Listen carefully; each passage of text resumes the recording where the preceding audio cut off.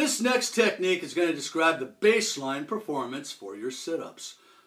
How many of you have done it yourself or seen others when they're out there doing their 2 minutes of sit-ups for a PST? They get about to the minute and a half mark, and all of a sudden they're trying to come up and they can only get halfway. They just can't get those elbows to the knees. They're totally spent. Well, what happened was somebody gave them the bright idea. When you're doing your exercises, make sure you go as fast as you can. Rep out as many as you can before you fatigue. Well, that's a great idea. I think that would work for running. So when you go on your run, the next time you do your 1.5 mile run, start off with a dead sprint. Give it all you got. Sprint for the first lap or two. And that way you can get as far as you can and you'll have a better time, right? Nah, that's a bunch of crap. What's going to happen is you're going to burn out and you're not going to be able to finish the race, or you're going to have a terrible time. Same thing happens with the sit-ups and push-ups, where if you're going as fast as you can, your abs are contracted the whole entire time. So now you're going to fatigue a lot more rapidly. If you can learn how to do the proper technique and relax throughout the movement, I can make it so that you're only using 1/4 of the effort doing your sit-ups. Instead of 100% contraction, you're only going to contract 1/4 of the way throughout the movement. The rest of the time, you're totally relaxing your abs. Now note, when somebody's in the sit-up position and they're laying on their back, a lot of times they take their chin and they bring it down to their chest. Whenever you're on a flat ground on your back and you got your chin to your chest, you're going to contract your upper abs. Okay? You don't need your upper abs to do sit-ups. You need your lower abs. So what you're going to do is relax your upper abs. That's crucial in everything I teach. It's technique of when to relax. So technique, relaxation, and breathing are crucial all the way through. So when you master this, it's going to be amazing how many more reps you're going to get. I have all my students that before this lecture, they'll burn out at 1 minute to 1.5 minutes on the sit-ups, and then they're struggling to try to get one more in 30 seconds. After this presentation, almost all of them were able to go for the 2 minutes and beyond. And until they get their pace set to a known pace, they're going to find out that, hey, I got 55, 60, 70, I could have done a lot more. So that's where you have to know your pace and when to increase it. You know, when you have the energy to do it. And you'll still have energy at the end. So again, baseline performance. So on the sit-up, when you're doing this for a PST, you're going to lay flat on your back, shoulders on the ground, your head on the deck. You're going to cross your hands onto your shoulders.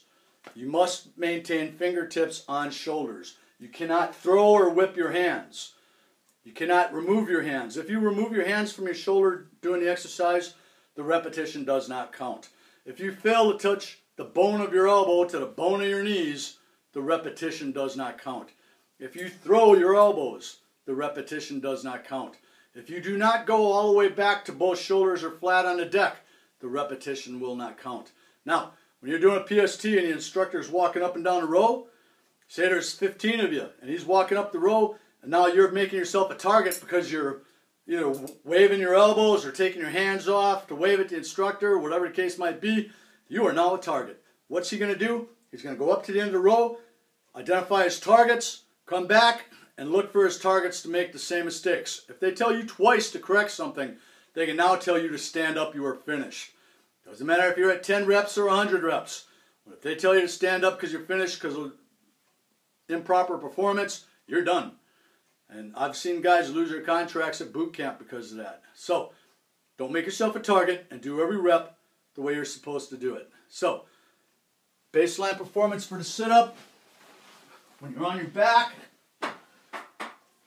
make sure your head's on the deck. Now again, for example, bring your head up off the deck.